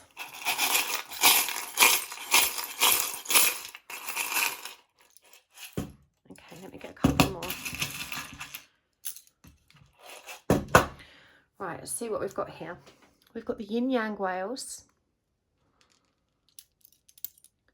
We've got the Rolodex clock thingamajig. We've got the hermit crab. We've got living in perpetual sin. Friends don't lie. The blank piece of paper. Good vibes. The paper aeroplane. I think that's come out in so many readings lately. The lava stone. And what's this tiny one? It's a little tiny snowflake. And from the tarot coins,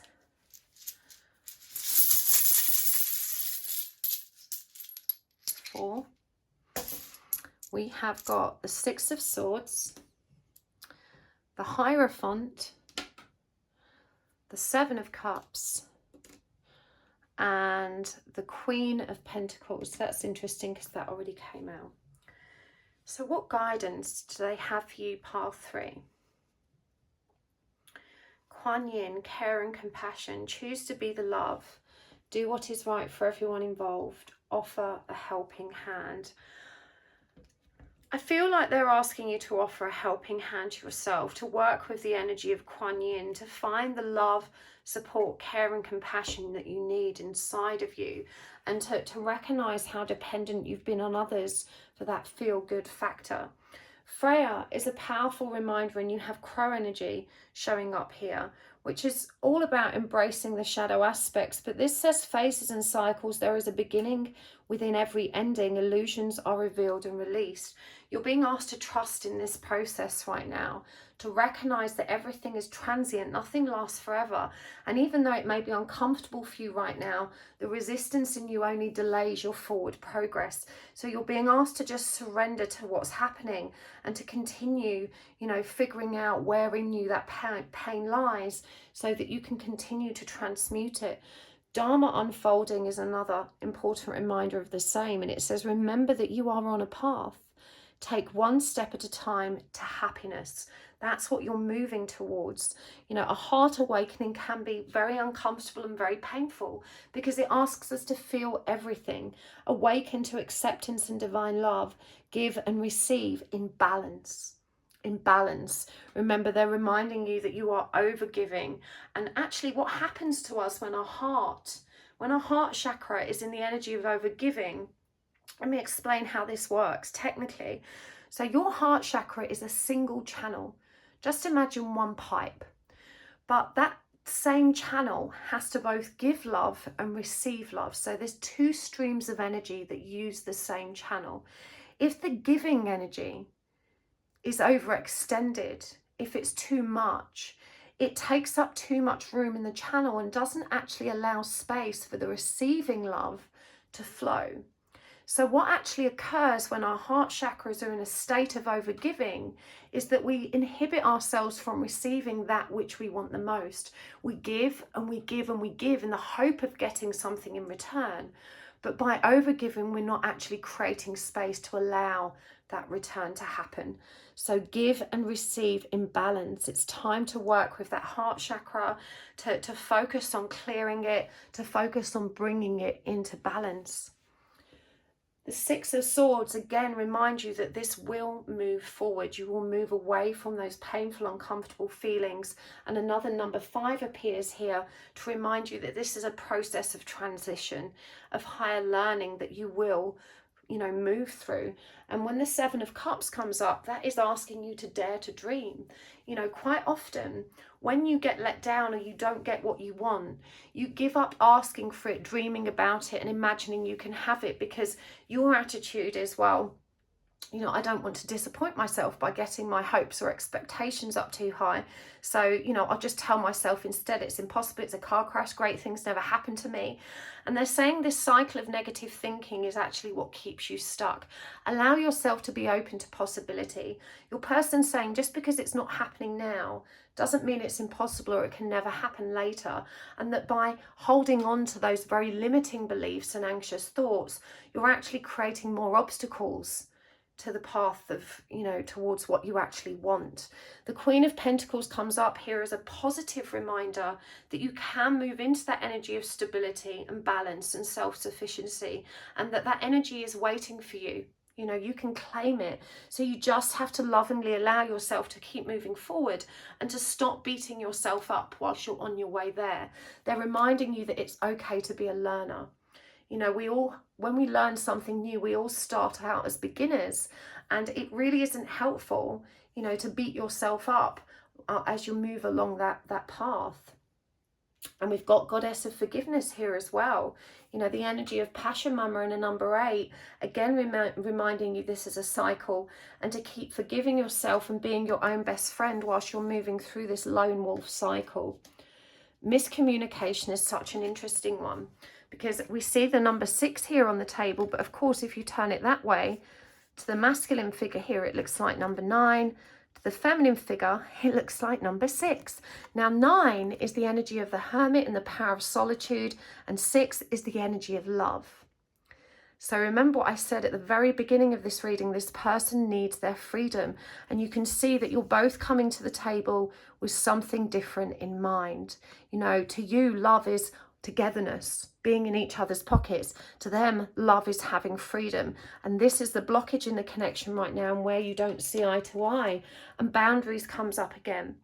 Remember, you need to really study what having healthy boundaries means, because you have a very distorted perception of what healthy boundaries are.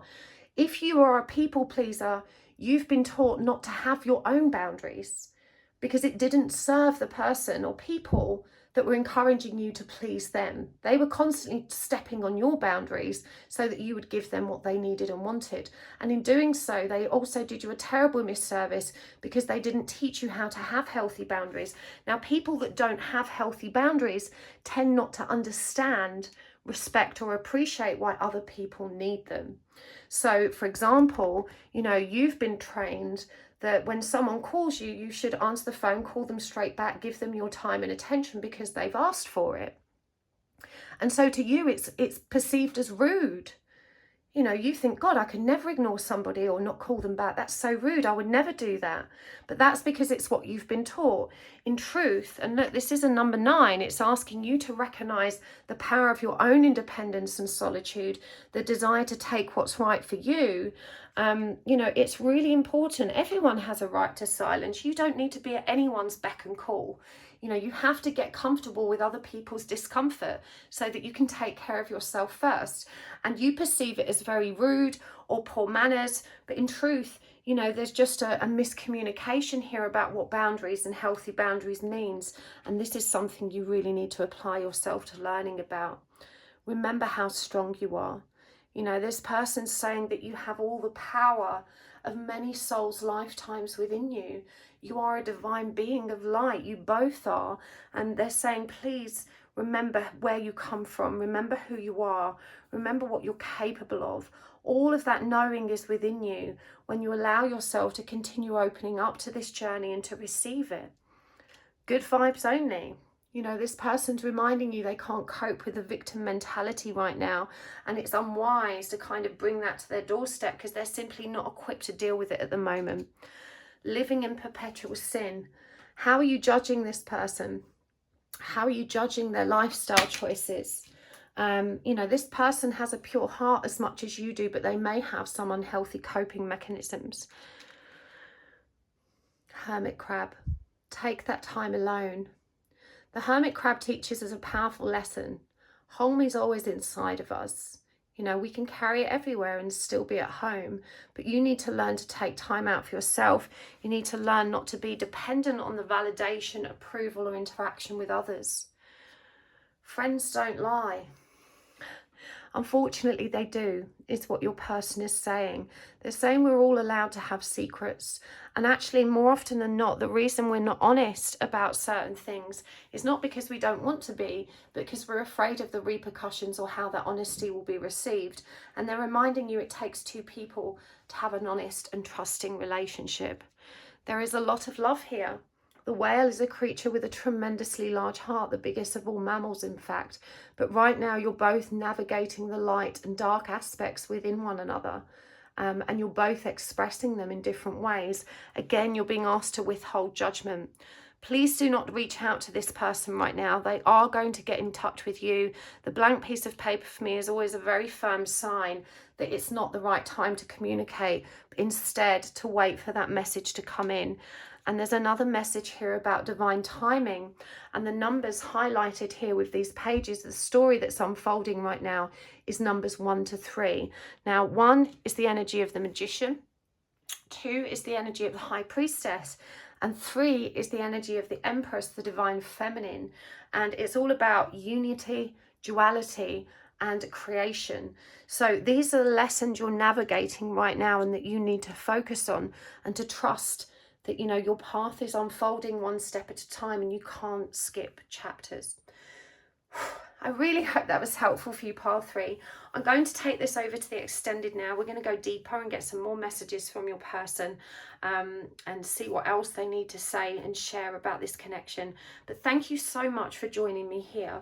If you don't want to join me at the extended, I appreciate you having been here anyway, and it really is such a joy to read for you. Thank you so much for hitting the like button and for subscribing today.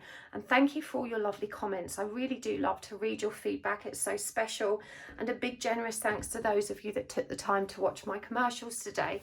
That really does make the biggest difference to my channel, and I appreciate it so much. So thank you. And I will see you next time. Bye.